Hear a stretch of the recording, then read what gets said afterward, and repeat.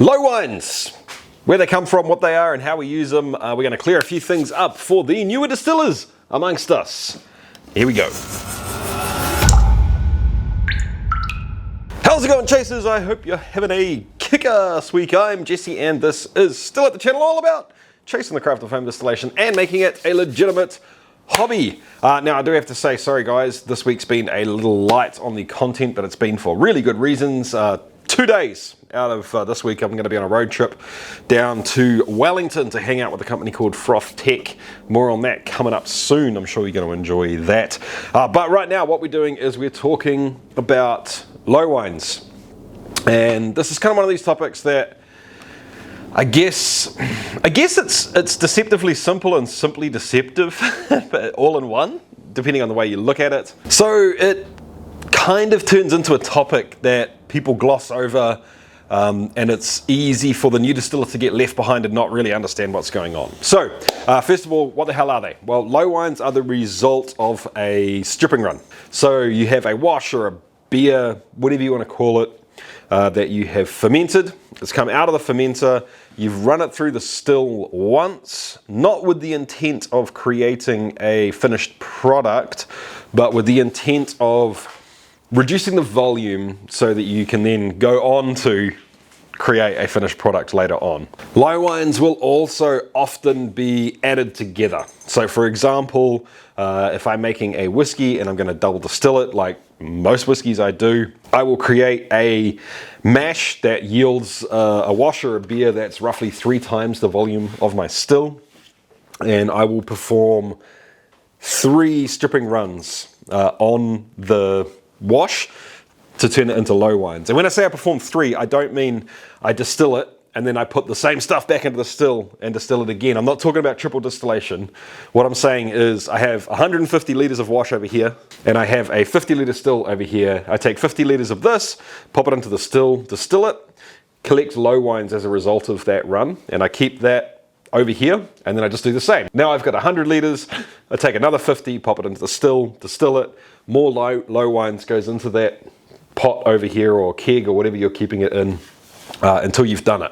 And the reason I say it's normally 3 times is that's roughly where the volumes tend to work out. So if you create a wash, a mash, somewhere in the range of sort of 8 to 12%, and you distill it as a stripping run to create low wines, 3 of those is going to tends to be about the right amount to charge your pot with again later on. So obviously I'm talking in very general numbers here. For example, when I say I take 50 litres and put it into my 50 litre still, my 50 litre still can't actually fit 50 litres in it, just for example. You know, it might be 40 litres or maybe 42 litres or something like that. So don't get hung up on the numbers, just think about the concept here. All right? I hope that gives you a little bit of an understanding about what low wines are. If you weren't sure, and it kind of places it in the product way to go. So from start to finish where low wines fit in. Now I should say too that these are not just for whiskey. It works really well for something like vodka as well. And it is because it's strangely economical. I know that sounds weird. And I know that it seems weird that running the still 4 times to create one product doesn't sound like the most economical way to go about it. So once again, just to clarify, when I say running the still 4 times, I mean we've got the 150 litres over here. We need to run the still 3 times to cut that down into low wines. And then we take the low wines, put it back into the still, run it one more time, which is the 4th distillation, if you're counting the amount of times you run the still, to turn it into whiskey or whatever it is you're going to be. But if you're talking in terms of the amount of times you've distilled it, it's only been distilled twice. Does that make sense? Train, train, train, train, waiting for the train. Back to being economical. I know it sounds weird, but what it means is that you can put something that is 3 times the size of your still through the still. If you're making something like whiskey, you can get it to a higher ABV because we're double distilling it.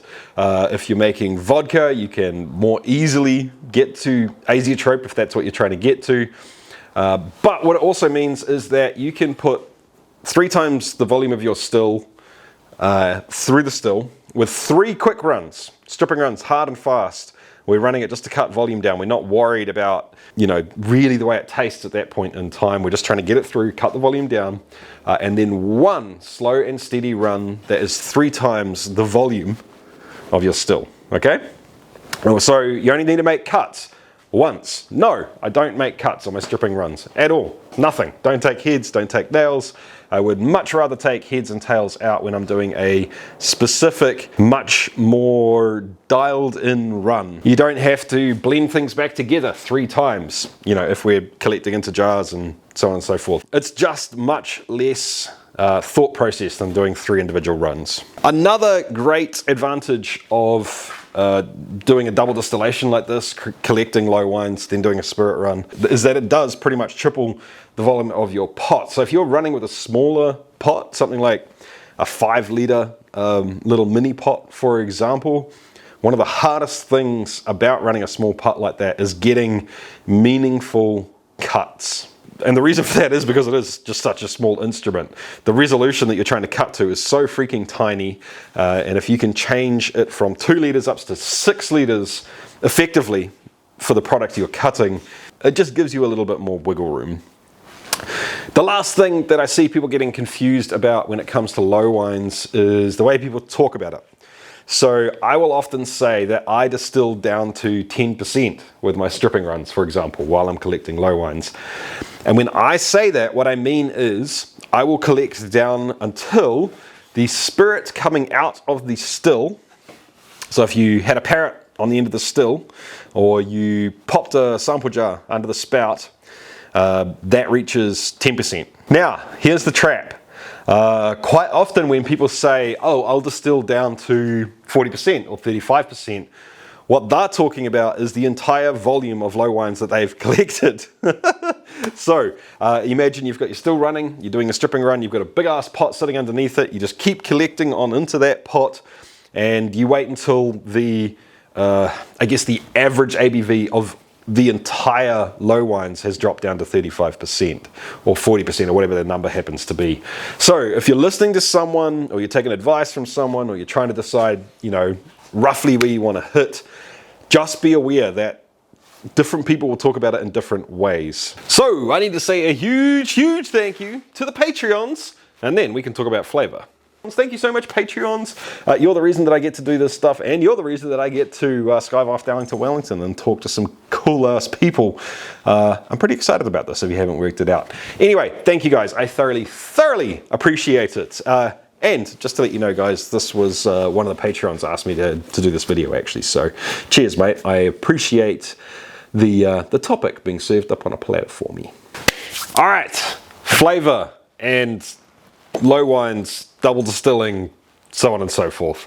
Now, I think that often in the hobby, we are guilty of talking about flavor equal good, less flavor equal bad. And I know I am especially guilty of this because I sit in the camp where I personally enjoy grungy flavors. I like whiskeys that sit on the grunge side of things. I like things that are funky and sweaty and like almost rotten tasting sometimes. Things that taste like blue cheese. You know, like I sit on that extreme side of the flavor spectrum. And often when I talk passionately, it comes across, I think, I don't know, tell me if this is correct or not. It comes across like I'm saying that more flavor equal good. And that's just the be all, end of all. Always more flavor is better. But the wash has more flavor than the distillate most of the time. And a stripping run has more flavor than the finished distillate most of the time. So it's not a case of there's a whole lot of flavor and we've got to keep all of it. It's a case of you need to clean the product up through distillation just enough to get rid of all the stuff that you don't want, so you're left with as much of the good stuff that you do like, okay? And that's a personal preference, that's up to you. Now, the reason I say this is that, yes, you could distill things once instead of doing a stripping run. Although, if you're running just a straight pot still and not a column still, no plates or anything like that, it's probably just not an option. So if you're in that case, if you are running a pot still, you're talking more about sort of double distillation versus triple distillation, for example. And I don't want to get into this right now because this isn't really what this video is about. But the long and short of it is if, for example, you like Jameson, that's sort of the type of whiskey that you're into, then you're probably going to want to go for triple distillation. You like the lighter, cleaner side of things. Let's talk about Scotch. If you're into Lafroig and Ardbeg and big ass crazy things like that, you're heading down the double distillation route.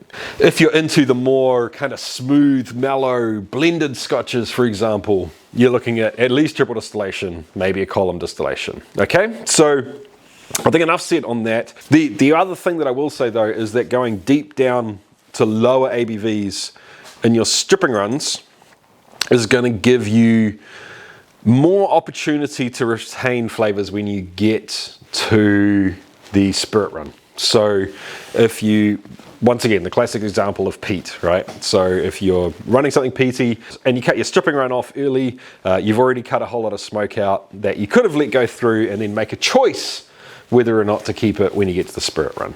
So the long and short of it, yes, double distilling does lose flavor, but it is necessary. You need to get enough distillation to clean it up. If you've got a wash sort of in the, like once again, in the 8 to 15% range, and you're using a pot still, you almost certainly have to double distill it to clean it up enough for it to be usable. Sure, if you're running plates or something, then that's a totally different discussion. Anyway, team, I hope if you're a new distiller that this has helped you out a little bit. I hope that this has helped to clear the haze a little bit on one little teeny tiny corner of the hobby. If you are into this hobby and you've been doing it for a while and you think that you've got something to add, something that potentially you see popping up as questions on forums or as comments under videos a lot, feel free to drop some knowledge bombs down in the comments as well. I would appreciate it because I know that the new distillers will appreciate it. Anyway guys, if you found this video helpful or you just liked it, give it a thumbs up. That'll help me out a whole lot. If you're not subscribed yet, hit the subscribe button down below. Woo! We're now over 100K. That's crazy. And yes, we are doing something special for it. I've just got to get all the pieces together. In any case, guys, I hope you're having a kick-ass week and I'll catch you next time. Keep on chasing the craft, guys. See ya.